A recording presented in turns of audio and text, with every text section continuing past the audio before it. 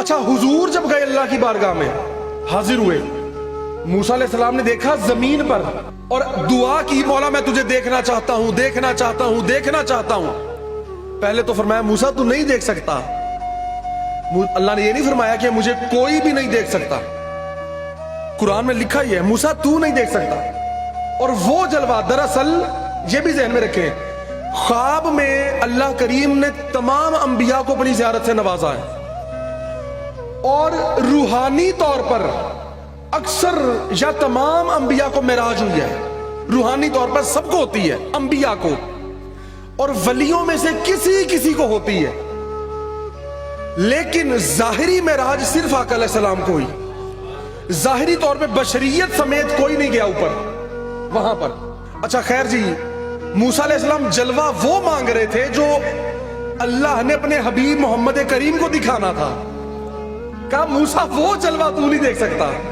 حبیب اعظم کو بلایا اللہ نے عرشوں پر، سدرۃ المنتہا سے ہوتے ہوئے لا مقام بھی مکمل ہو گیا، اللہ کی بارگاہ میں پہنچ گئے، اور ہوا کیا کہ موسیٰ پاک تو ہو گئے تھے بے ہوش، اور حضور نے دیکھا تو آنکھیں بھی جھپکی نہیں، مسلسل دیدار کیا، مسلسل دیدار۔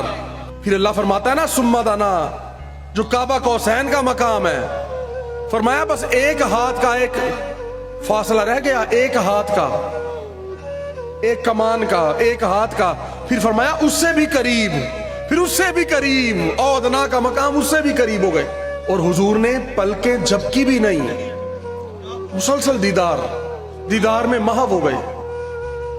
اچھا حضور نے دیکھا، حضور کے چہرے میں بھی وہ نور سما گیا اور سما گیا۔ اب حضور جب معراج سے واپس آئے تو جب دیکھا صدیق اکبر نے، موسیٰ علیہ السلام نے اللہ کو دیکھا، جلوہ دیکھا، ایک جلوہ دیکھا، بے ہوش ہو گئے، اور موسیٰ علیہ السلام کے امتیوں نے موسیٰ علیہ السلام کو دیکھا، وہ بھی بے ہوش ہو گئے اور آنکھوں کی بینائی چلی گئی۔ حضور نے اللہ کو دیکھا بلا حجاب۔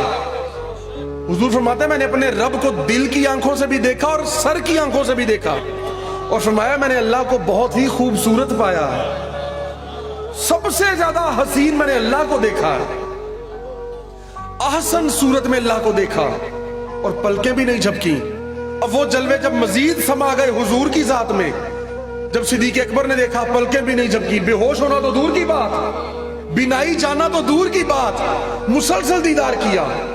عمر فاروق اعظم سرکار نے دیکھا تو پلکیں بھی نہیں جھپکی، مولا عثمان نے دیکھا، مولا علی نے دیکھا، حضور کے قریبیوں نے دیکھا تو مسلسل دیدار کیا۔ کیوں؟ یہ حضور کی صفت تھی ان میں آئی، جیسے حضور نے اللہ کو دیکھا اسی طرح ان لوگوں نے حضور کو دیکھا۔